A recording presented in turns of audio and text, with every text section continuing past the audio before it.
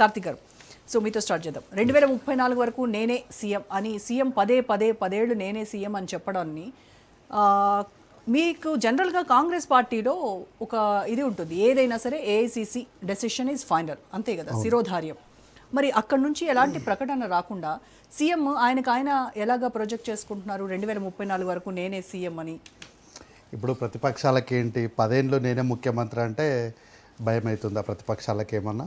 ఇప్పుడు రేవంత్ రెడ్డి గారు తెలంగాణ రాష్ట్రంలో ఎమ్మెల్యేగానే ఉండకూడదు అనుకున్న వాళ్ళు బీఆర్ఎస్ పార్టీ వాళ్ళు. ఎమ్మెల్యేనే ఉండకూడదు అంటే ఆయన పోయి ఎంపీ అయ్యిండు. ఎంపీ అయి పార్లమెంట్లో మెంబర్ అయ్యేసరికి దేశంలో ఉన్నటువంటి అన్ని రాజకీయ పార్టీలతోని అందరి ఎంపీలతోని మంచి సత్సంబంధాలతో పాటు మంచి పరిచయాలు వచ్చినాయి. వీటన్నిటికి మంచి ఎక్స్పీరియన్స్ వచ్చింది. వీటన్నిటిని పట్టుకొని ఈరోజు ఈయన ముఖ్యమంత్రి అయ్యేది లేదు, పెట్టేది లేదు, ఎవరో అవుతారు అనుకుంటే ఆయన మంచి వచ్చి ముఖ్యమంత్రిగా కూర్చున్నాడు. ఇప్పుడు బీఆర్ఎస్ పార్టీలో ఉన్న వాళ్ళందరికీ కూడా కాంగ్రెస్ పార్టీ అధికారంలో ఉండడానికి ఎవరికి కూడా ఇబ్బంది లేదు. అందరికి ఉన్న ఇబ్బంది ఏంది, రేవంత్ రెడ్డి గారు ముఖ్యమంత్రిగా ఉండకూడదు. వీళ్ళ టార్గెట్ అంతా అంతే. కాంగ్రెస్ అధికారంలో ఉన్నా పర్లేదు, కాంగ్రెస్ అధికారంలో ఉన్నా ఏం కాదు, ఓకే చెల్తా నడుస్తుంది. కానీ వీళ్ళకు ఉన్న ప్రాబ్లం ఏంది అంటే రేవంత్ రెడ్డి గారు ముఖ్యమంత్రి ఉండకూడదు. ఆయన అంత పెద్ద సీట్లో కూర్చోవడానికి వీళ్ళు జీర్ణించుకోలేకపోతున్నారు. ఈ నేపథ్యంలో ఈ 5 ఏళ్ళే కాదు, ఇంకో 5 ఏళ్ళు కూడా నేనే ఉంటా అంటే ముద్ద మింగుడు పడతలేదా వీళ్ళకి? అంటే ఏంది, 5 ఏళ్లతో అయిపోతుంది అనుకుంటే లేదు 10 ఏళ్ళు ఉండేటట్టున, అంటే 10 ఏళ్ళు మన పప్పులు ఉడకవు కదా ఈ రాష్ట్రంలో అన్నటువంటి భయంలా, ఈ భయం అన్నిట్లో నుంచి వచ్చేటువంటి మాటలు ఏంటి అంటే విధి విధానాలు అనుకుంటూ ఒకటి. మా విధి విధానాలతో మీకేం సంబంధం? ఇప్పుడు ఏఐసిసి చెప్పాలి, దానికి పిసిసి వినాలి, అందుకు కాంగ్రెస్ పార్టీ కార్యకర్తలు మేము మాట్లాడతాము, మీకేం సంబంధం? బీఆర్ఎస్ పార్టీ ఎందుకు మాట్లాడుతుంది? ఎక్కడైనా కాంగ్రెస్ పార్టీ కార్యకర్తలు కానీ నాయకులు కానీ ఎవరైనా ఎక్కడన్నా వచ్చి చెప్పినరా? ఎందుకు అన్నాడు రేవంత్ రెడ్డి గారు 10 ఏళ్ళు నేనే ముఖ్యమంత్రి అని ఎందుకు అన్నాడని కాంగ్రెస్ వాళ్ళు ఎవరన్నా అన్నారా? అన్న వాళ్ళు ఎవరైనా చూపెట్టుండ్రి, అప్పుడు నేను మాట్లాడతా వాళ్ళతోని. ఇప్పుడు పార్టీకి సంబంధం లేదు, మీరు మా పార్టీ విధానం కాదు, మీకు మా పార్టీతో సంబంధం లేదు. రాజకీయాల్లో మీకు మాకున్నటువంటి సంబంధాలు ఏంది? ప్రజాక్షేత్రంలో ప్రజలకు మంచి చేయాలన్నటువంటి దృక్పథంలో మీదొక వైఖరి, మాదొక వైఖరి. దాన్ని చేరుకోవడంలో ప్రజలు ప్రతిసారి, అంటే ఎన్నికలు జరిగిన ప్రతి 5 ఏళ్ళకు ఒకసారి మ్యాండేట్ ఇస్తారు. సో అంతిమంగా ప్రజలు అనేది నిర్ణయిస్తారు. ఈ కోణం వచ్చినప్పుడు మా పార్టీలో ఉన్నటువంటి నాయకుడు మా పార్టీ అధికారంలో ఉంటుంది అని చెప్తూ నేనే ముఖ్యమంత్రి ఉంటా అని చెప్పిండు. రేవంత్ రెడ్డి గారు నేనే ముఖ్యమంత్రి ఉంటాను అది ఒక్క మాటనే చెప్పలేదు, నేనే ముఖ్యమంత్రి ఉంటా, కాంగ్రెస్ పార్టీ అధికారంలో ఉంటుంది అని చెప్పిండు. ఇంత స్పష్టంగా చెప్పలేదు. అదే కదా అక్కడ వాళ్ళకి అబ్జెక్షన్. కాంగ్రెస్ పార్టీ అధికారంలో ఉంటుంది, నేనే సీఎం అని అంటే అక్కడ ఎవరికి కూడా వాళ్ళకి దాని నుంచి వాళ్ళు విమర్శ ఏం లేదు కదా. ఇప్పుడు మొన్న కాన్క్లేవ్లో జరిగిన కాన్క్లేవ్లో మేమేం పేపర్లలో రాసుకొని వచ్చో లేకపోతే ఎవరో రాసి ఇప్పుడు ఆయన ఏమి వేరే పార్టీలకు వెళ్ళి అలయన్స్ పార్టీలో ఆయన ముఖ్యమంత్రి లేడు. ఆయన కాంగ్రెస్ పార్టీలో పిసిసి అధ్యక్షుడు హోదాలో ముఖ్యమంత్రి అయ్యిండు. ఇప్పుడు వేరే రాష్ట్రాలల్లో అలయన్స్లు ఉన్నప్పుడు ఎవరిని ముఖ్యమంత్రిని చేయాలో తెలియక అలయన్స్లు ఉన్నటువంటి వాళ్ళని తీసుకొచ్చి అందరి ఒప్పందంతో చేస్తారు, గతంలో కేరళ అలా చేసినట్టు. సో ఇప్పుడు అట్లేం లేదు కదా ఇక్కడ. సో రేవంత్ రెడ్డి గారే కాంగ్రెస్ పార్టీ రేవంత్ రెడ్డి. ఇప్పుడు నేను చెప్తున్నా ఈ మాట, రేవంత్ రెడ్డి గారి మాటనే కాంగ్రెస్ పార్టీ మాటనే ఏఐసిసి మాటనే రాహుల్ గాంధీ గారి మాట. ఇప్పుడు నేను ఈరోజు ఈ వేదిక పైన చెప్తున్నా, రేవంత్ రెడ్డి గారు అవును అన్నారు అంటే అది రేవంత్ రెడ్డి గారు అవును అన్నట్టు కాదు, రాహుల్ గాంధీ గారు అవును అన్నట్టు. కాదని ఎవడు మాట్లాడతాడో మాట్లాడమనండి. రాహుల్ గాంధీ గారి మాట, రేవంత్ రెడ్డి గారి మాట, ఇద్దరు మాట ఒకటే. రాహుల్ గాంధీనే డిసైడ్ చేశారు అయితే 2034 వరకు రేవంత్ సీఎం అని. నేను చెప్తున్నా, మేము ఒప్పుకుంటున్నాం కదా, మా పార్టీలో, మా కాంగ్రెస్ పార్టీలో మేము కార్యకర్తలు మేము ఒప్పుకుంటున్నాం. మీకు వచ్చిన ప్రాబ్లం ఏముంది?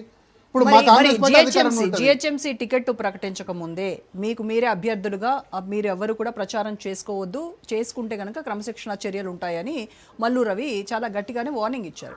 అంటే ఆ రూల్స్ రెగ్యులేషన్స్ అనేవి ఓన్లీ జిహెచ్ఎంసీ టికెట్లు పొందే వాళ్లకు లేకపోతే కింద స్థాయి కార్యకర్తలకు నేతలకు వీళ్ళకైనా సీఎం స్థాయి వ్యక్తులకు ఉండవా మీ దగ్గర? మేడం ఇప్పుడు ఆ విషయం అన్న కాంటెక్స్ట్ విధానం వేరు. ఎందుకు అంటే కార్పొరేటర్లు లేకపోతే సర్పంచ్లు, ఎంపీటీసీ, జెడ్పీటీసీలు ఈ నిర్ణయాల కోణం అనేది స్థానిక సంస్థలు అనేటివి ఒక వేరే ప్రత్యేకమైనటువంటి పరిస్థితులలో జరుగుతాయి. స్థానిక సంస్థలు జరిగిన ఎన్నికలకు, జాతీయ స్థాయిలో జరిగే ఎన్నికలకు, రాష్ట్ర స్థాయిలో జరిగే ఎన్నికలకు మనం అన్ని ముడిపెట్టడం ఏంటంటే మోకాలకు బోడిగుండుకు ముడిపెట్టినట్లు లెక్కబడుతుంది.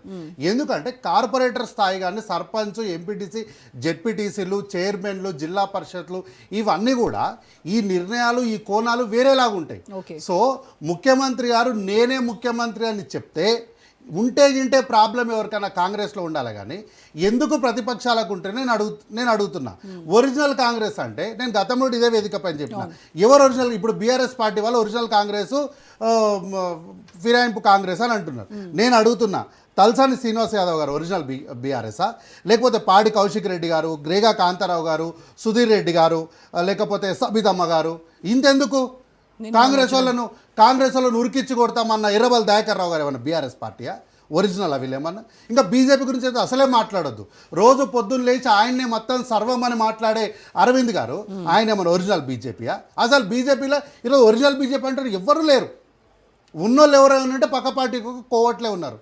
సో ఉన్నటువంటి అన్ని పరిస్థితుల్లో కూడా కాంగ్రెస్ పార్టీ పైన ఆరోపణలు చేయడానికి ఏమీ దొరకక చివరిగా వీళ్ళు ఏం చెప్పాలనుకుంటారు అంటే కాంగ్రెస్ పార్టీలో లుకలుకలు ఉన్నాయి. లుకలుకలు ఉంటే మేము చూసుకుంటాం బాస్, మీకేం సంబంధం లేదు.